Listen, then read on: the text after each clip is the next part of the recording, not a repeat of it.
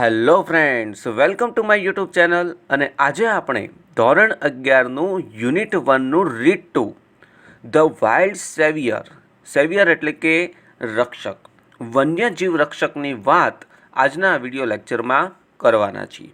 કોઈકે સરસ કહ્યું છે કે દવા કામ ન આવે તો નજર ઉતારે છે. માં છે સાહેબ, હાર ક્યાં માને છે. એટલે જ તો માં તે માં અને બીજા વગડાના વાહ. માં તો માં છે, ભલે ને પછી કોઈ પણ રૂપમાં હોય. તે હંમેશા તેના સંતાનોના હિતમાં હંમેશા તત્પર રહે છે. દરેક મુસીબતમાં તે આગળ આવીને પોતાના સંતાનની રક્ષા કરે છે. તો એવી જ એક માં, જે માદા હિમચિત્તાની વાત આ ચેપ્ટરમાં કરવામાં આવી છે, જે પોતાના સંતાનને બચાવવા એક જંગલી રીંછ સાથે લડીને એક રક્ષક બનીને તેના બચ્ચાઓને બચાવે છે. તો વધારે સમય ન લેતા આ ચેપ્ટરને આપણે વિસ્તારથી સમજવાનો પ્રયત્ન કરીશું. તો આ ચેનલને સબસ્ક્રાઈબ કરવાની બાકી હોય તો સબસ્ક્રાઈબ કરી દેજો અને લાઈક અને શેર કરવાનું ભૂલતા નહીં. તો let we go. Unit 1, read 2 the wild saviour. That Neelam came dashing into the house shouting joyfully. કે ડેશિંગ ઇન્ટુ એટલે કે ઝડપથી પ્રવેશવું, શાઉટિંગ એટલે કે બૂમો પાડતી જોયફુલી એટલે કે આનંદથી, ઉત્સાહથી. કે નીલમ બૂમો પાડતી આનંદપૂર્વક ઝડપથી ઘરની અંદર પ્રવેશી. Alibhai has come, Alibhai has come, Alibhai આવ્યા છે. All the members of Ramsingh's family went running out to see, and there he was. રામસિંહના પરિવારના બધા જ સભ્યો દોડતા બહાર જોવા આવ્યા અને ત્યાં ઊભા હતા. A tall man with a broad shoulders, red cheeks and nose and whitish complexions. પહોળા ખભા ધરાવતો ઊંચો માણસ, લાલ ગાલવાળો અને નાકવાળો, વિટિશ કમ્પ્લેક્શન્સ એટલે કે જે એક ઘઉંવર્ણો છે. He was dressed in a warm, thick, long woolen coat, tight trousers, big leather boots and a brown fur cap. તેમનો જે કોટ હતો તે એક ગરમી આપનારો જાડો લાંબો ગરમ કોટ, ટાઈટ પેન્ટ, મોટા ચામડાના બૂટ અને બ્રાઉન કલરની રૂંવાટીદાર ટોપી તેમણે પહેર્યા હતા. With a broad smile full of warmth, Ramsingh hugged him and said. એક વિશાળ સ્મિત સાથે ઉત્સાહથી ભરેલા એવા રામસિંગે તેમને ભેટી પડ્યા અને કહ્યું, come in, you are most welcome my friend. અંદર આવી જાઓ, તમારું ભવ્ય સ્વાગત છે મારા મિત્ર. Alibhai પેટેડ everyone and spoke lovingly to each member of family in his thick, strong voice. અને અલીભાઈ બધાને પેટેડ એટલે કે થપથપાવે છે, થાબડે છે અને પ્રેમથી બોલ્યા ફેમિલીના દરેક સભ્ય સાથે તેના જાડા ઘેરા અવાજથી. And made himself comfortable on a couch. અને પોતાની જાતે આરામથી કાઉચ એટલે કે સોફા ઉપર બેસી ગયા. Mother prepared some tea while Ramsingh talk to Alibhai. જ્યારે રામસિંહ અલીભાઈ સાથે વાતો કરતા હતા ત્યારે માતાએ થોડીક ચા બનાવી. Alibhai was a traveller who covered long distance on foot in the Himalaya mountains. કે અલીભાઈ એક પ્રવાસી હતા અથવા તો એક યાત્રી હતા કે જે હિમાલયની પર્વતમાળામાં પગે ચાલીને લાંબુ અંતર કાપતા હતા. He love to observe nature. કે તેમને કુદરતને નિહાળવું ખૂબ જ ગમતું હતું. He went from village to village, town to town in the mountains. કે તેઓ પર્વતીય શૃંખલામાં આવેલા ગામે ગામ, નગરે નગર જઈને selling dried apricots, herbs and medicine and precious stones he had collected during his traveling. કે તેઓ સેલિંગ કરતા હતા. શું સેલિંગ કરતા હતા?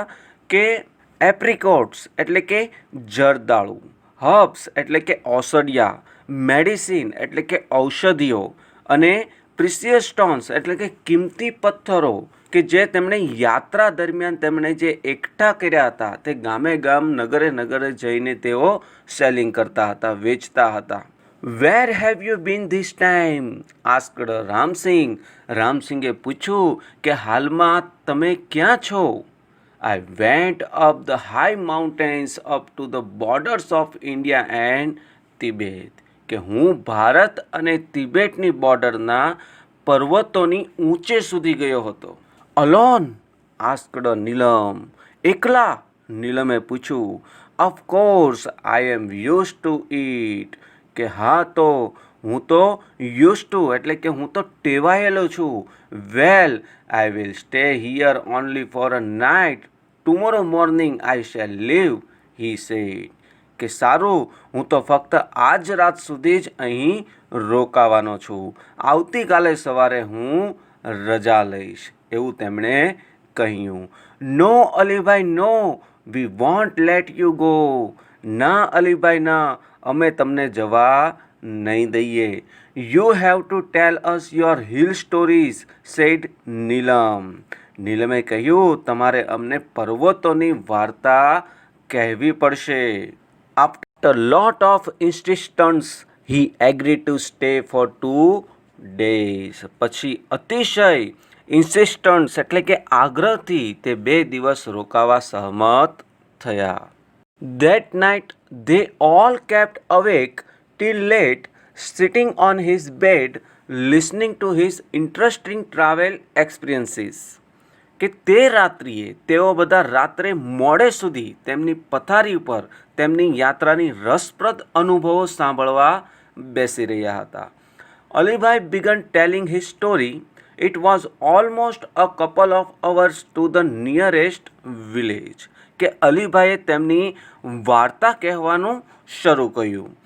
નજીકના ગામમાં લગભગ કપલ ઓફ અવર્સ એટલે કે 2-4 કલાક રોકાવાનું થયું હતું. I was only few miles away from the border of India and Tibet. હું માત્ર થોડાક જ માઇલ દૂર હતો ભારત અને તિબેટ બોર્ડરથી. I was hungry and sat down to enjoy my lunch. કે હું ભૂખ્યો હતો અને બેસી ગયો મારું લંચ માણવા, એટલે કે ત્યાં જ હું જમવા બેસી ગયો. It was totally quiet everywhere expect some birds chirping sometimes. કે ત્યાં પૂરેપૂરી શાંતિ હતી બધી જ જગ્યાએ, સિવાય થોડાક પક્ષીઓના ચિર્પિંગ એટલે પક્ષીઓનો મધુર અવાજ થોડી થોડી વારે આવતો હતો. I had hardly had a few morsels when I heard soft fable growls. કે મેં ભાગ્યે જ થોડાક મોર્સેલ્સ એટલે કે કોળિયા ખાધા હશે ત્યારે મેં સાંભળ્યો એક હળવો ફાબલ એટલે કે નબળો, ગ્રાઉલ્સ એટલે કે ઘુરકાવ સાંભળ્યો. I was alarmed because from the sounds I was sure that it was nothing but a bear. કે હું ચોંકી ગયો કારણ કે અવાજથી મને ખાતરી થઈ ગઈ હતી કે બીજું કંઈ નહીં પણ તે એક બેર હતું એટલે કે એક રીંછ હતું. I quickly close my tiffin box and bent low. મેં તરત જ મારું ટિફિન બોક્સ બંધ કર્યું અને નીચે ઝૂકી ગયો. So that the smell of food and my body were not carried by the strong breeze to the monster. કે જેથી ખોરાકની સ્મેલ અને મારા બોડીની ગંધ કેરીડ બાય એટલે કે બીજી જગ્યાએ બ્રીઝ એટલે કે પવનની લહેર દ્વારા તે મોન્સ્ટર એટલે કે કદરૂપા પ્રાણી સુધી પહોંચે નહીં. I took up my bamboo staff with its pointed iron and in my right hand. કે મેં બેમ્બુ સ્ટાફ એટલે કે એક વાંસની લાકડી લીધી કે જેના અંતમાં લોખંડની અણી હતી, તેને મેં મારા જમણા હાથમાં લીધી. And a big double edge knife in my left. અને મારા ડાબા હાથમાં ડબલ એજ એટલે કે ધારવાળો નાઇફ એટલે કે છરો લીધો. I crawled carefully to the edge of the mountain. કે હું પર્વતની ધાર સુધી સાવધાનીપૂર્વક ક્રોલ્ડ એટલે કે પેટ દ્વારા ઘસડાતો ચાલ્યો. And look down into the deep narrow valley અને નીચે જોયું એક ઊંડી સાંકડી વેલી એટલે કે એક ખીણ હતી. Soon my eyes caught sights of two teeny snow leopard cubs on the small flat piece of land on the slope of the opposite mountain. કે તરત જ મારી આંખોએ સામેના પર્વતના લેન્ડ ઓફ સ્લોપ એટલે કે ઢાળ પરની જે સપાટ જગ્યા હતી ત્યાં બે નાના નાના હિમચિત્તાને મેં જોયા. Oh wow, what did they look like? Asked Neelam. કે અરે વાહ, તેઓ કેવા લાગતા હતા? નીલમે પૂછ્યું. They were beautiful. Their fluffy snow white furry coat matched perfectly with the snow. કે તેઓ સુંદર હતા. તેના ફલ્ફી એટલે કે સુંવાળું બરફ જેવું સફેદ, ફરી એટલે કે રૂંવાટીદાર, એકદમ બરફ જેવું મેચડ એટલે કે બંધ બેસતું લાગતું હતું, એકદમ બરફ જેવા લાગતા હતા. Said Alibhai as if visualising them just in front of his eye. કે જાણે કે તે પ્રત્યક્ષ જોતા હોય તેવી કલ્પના સાથે અલીભાઈએ કહ્યું.